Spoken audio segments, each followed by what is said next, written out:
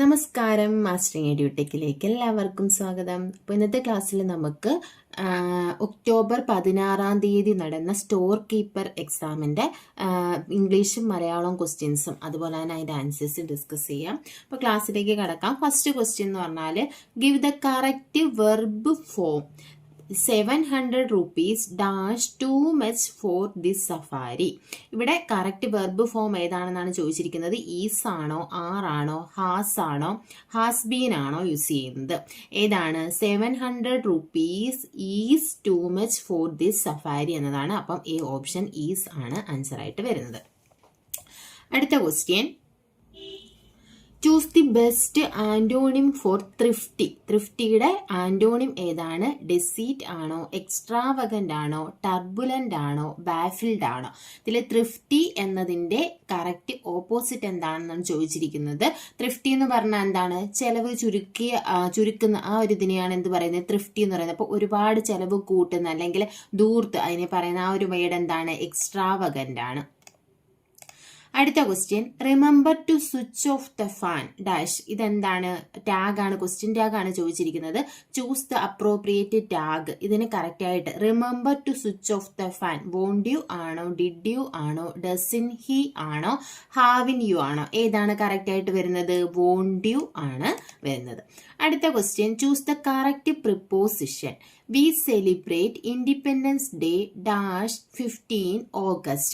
ഇന്നാണോ, on ആണോ, അറ്റാണോ, by ആണോ? We celebrate independence day on 15 August ആണ്. അപ്പം ബി ഓപ്ഷൻ ആണ് കറക്റ്റ് ആയിട്ടുള്ളത്. അടുത്ത ക്വസ്റ്റ്യൻ നോക്കിയേ, she was mending socks.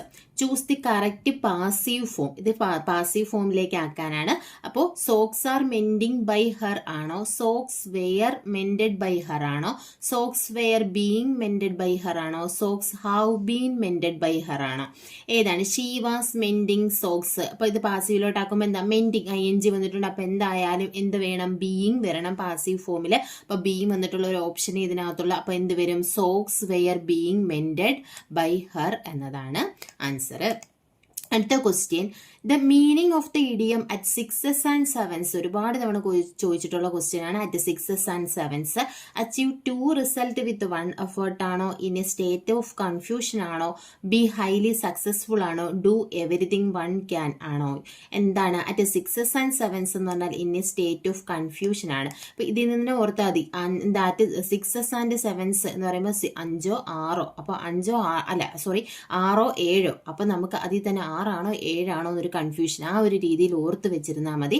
6s and 7s എന്ന് പറഞ്ഞാൽ in a state of confusion.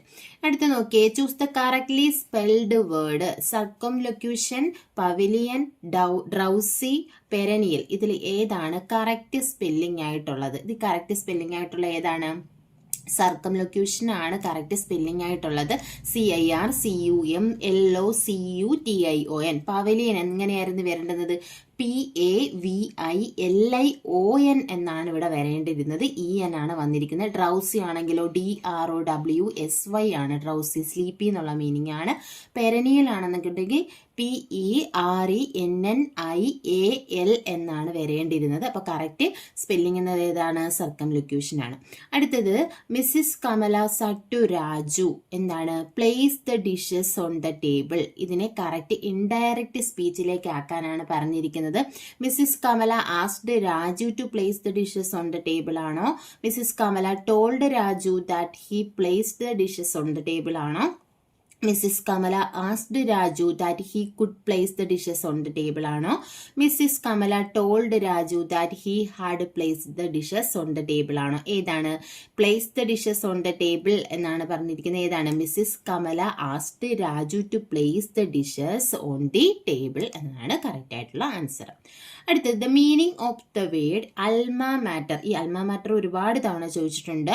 Alma mater എന്താണ്? മാസ്റ്റർ പീസ് ആണോ, the university, school or college that one formally attend ആണോ, ഇൻ ദ മെമ്മറി ഓഫ് ആണോ, jovial companion ആണോ? Alma matter എന്ന് പറഞ്ഞാൽ നമ്മൾ മദർ ഇൻസ്റ്റിറ്റ്യൂഷൻ എന്നൊക്കെ പറയാം. അതായത് നമ്മൾ നേരത്തെ പഠിച്ചിരുന്ന സ്ഥാപനം, അതൊരു യൂണിവേഴ്സിറ്റിയോ സ്കൂളോ കോളേജോ ഒക്കെ ആകാം. അപ്പം ഏതാണ്? The university, school, college that one formally attend എന്നതാണ്. അടുത്തത് I can't dash my roommate's messiness. I can't ഇവിടെ എന്താണ്? Fill in the blanks using correct phrasal verb. Correct phrasal verb use ചെയ്യാനാണ്. പുട്ട് ഓഫ് ആണോ, പുട്ട് അപ്പ് വിത്ത് ആണോ, put on ആണോ, put out ആണോ? ഇവിടെ എന്താ? ഐ കാൺ എന്ത് വരും? ടോളറേറ്റ്. എന്താ? റൂംമേറ്റ്സിന്റെ മെസ്സിനസ്സുമായിട്ട് നമുക്ക് ടോളറേറ്റ് ചെയ്യാൻ പറ്റുന്നില്ല. അപ്പൊ അങ്ങനെ എന്ത് വരും? ഏതാണ്? Put up with. Put up വിത്തിന്റെ മീനിങ് എന്താണ്? ടോളറേറ്റ് എന്നുള്ളതാണ്. അടുത്ത നോക്കിയേ മലയാളമാണ്. മലയാളം ഓശ എന്ന വാക്കിന് സമാന അർത്ഥം വരുന്ന പദം എന്താണ്? ദോഷം, ശബ്ദം, വാക്ക്, പരിഹാരം. ഏതാണ്? ഓശ എന്ന് പറഞ്ഞാൽ എന്താണ് മീനിങ് ആയിട്ടുള്ളത്? ശബ്ദം ആണ് ഓശ. അടുത്തത് പക്ഷി എന്നർത്ഥം വരാത്ത പദം ഏതാണ്?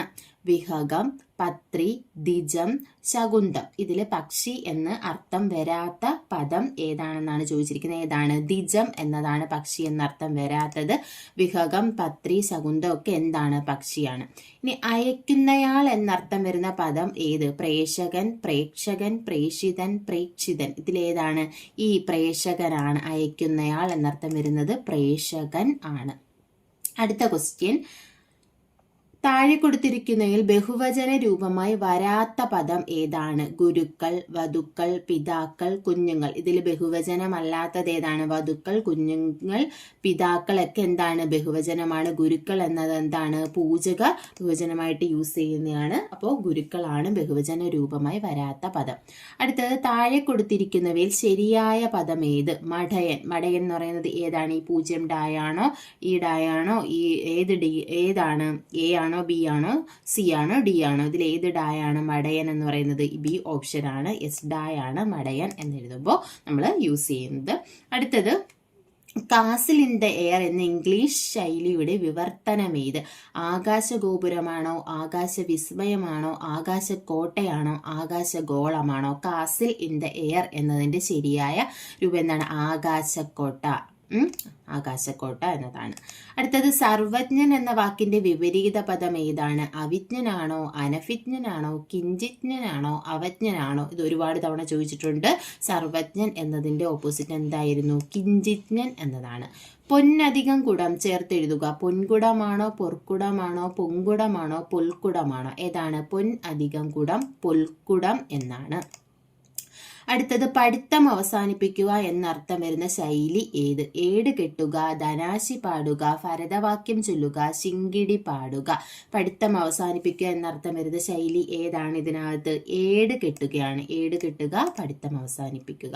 അടുത്തത്, ശുശ്രുരൻ എന്ന പദത്തിന്റെ എതിർലിംഗം ഏത്? ശുശ്രു ആണോ, ശുശ്രു ആണോ, ശുശ്രു ആണോ, ശുശു ആണോ? ഏതാണ്? ശുശ്രുരൻ എന്നതിന്റെ എതിർലിംഗം ഏതാണ്? ശുശ്രു എന്നതാണ്. അപ്പം ഇത്രയുമാണ് ഈ ക്വസ്റ്റ്യനിൽ ചോദിച്ചിട്ടുള്ള ഇംഗ്ലീഷ് മലയാളം ക്വസ്റ്റ്യൻ. നമുക്കിപ്പോൾ ഓഫീസ് അസിസ്റ്റന്റ് എക്സാമിന് കൂടുതലും എന്താണ് കമ്പ്യൂട്ടർ ടോപ്പിക്, അതുപോലെ തന്നെ ടൈപ്പ് റൈറ്റിംഗ്, ഇംഗ്ലീഷ് മലയാളം. അപ്പോൾ കമ്പ്യൂട്ടറിന്റെ ഒരുപാട് ക്വസ്റ്റ്യൻ നമ്മൾ ഇപ്പോൾ ഒക്ടോബറിൽ നടന്ന എക്സാമിന് വേണ്ടിയിട്ടെല്ലാം നമ്മൾ കമ്പ്യൂട്ടറിന്റെ ടോപ്പിക് എടുത്തിട്ടുണ്ട്.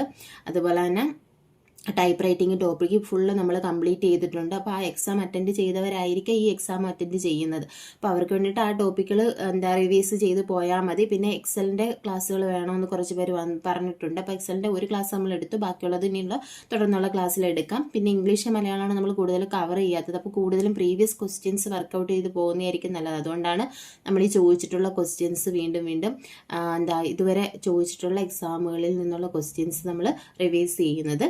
അപ്പോൾ കൂടുതൽ പേർക്കും അത് ഉപയോഗമാകുമെന്ന് കരുതുന്നു. അപ്പം നിങ്ങൾക്ക് എന്തെങ്കിലും അഥവാ എക്സ്ട്രാ ടോപ്പിക്കുകൾ വേണമെന്നുണ്ടെങ്കിൽ നമ്മൾ കമൻറ്റ് ചെയ്താൽ മതി. അപ്പോൾ ക്ലാസ്സുകൾ ഇഷ്ടപ്പെടുവാണെങ്കിൽ ലൈക്ക് ചെയ്യുക, ഷെയർ ചെയ്യുക, കമൻറ്റ് ചെയ്യുക. താങ്ക്